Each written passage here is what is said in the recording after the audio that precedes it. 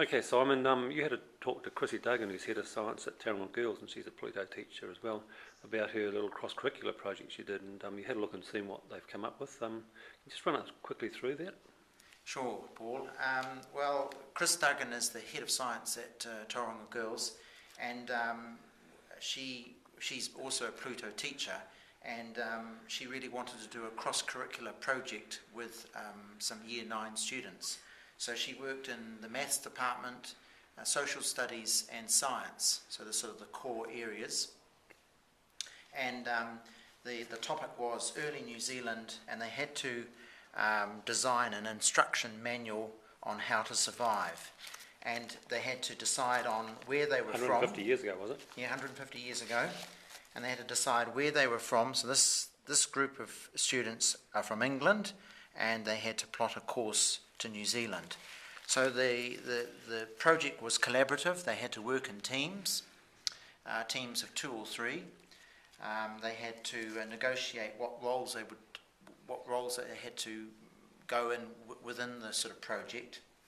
And Chris said it was a really successful operation. She did it at the beginning of the year, so this is 2010, and it was a neat way to actually get the kids together and work collaboratively. And I think it was a week, wasn't it? Yeah, so they only had 1 week to do it, and they worked in those areas for that whole time. And so they had all the time of science, mathematics and social studies, and those core teachers came together and team taught those skills.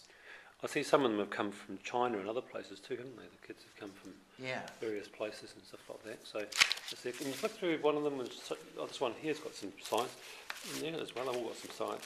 Sure.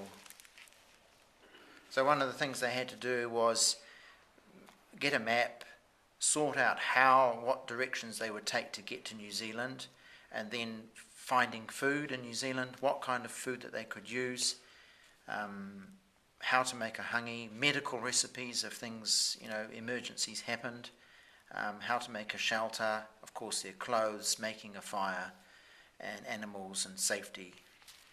Climate and weather. So simply done, but very, very effective. And she said that the kids really loved it.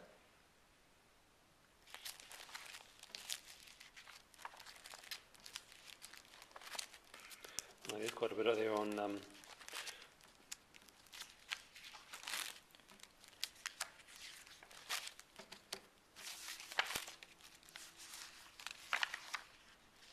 making a shelter, making clothes from the mulberry tree, making a fire, animals to look out for,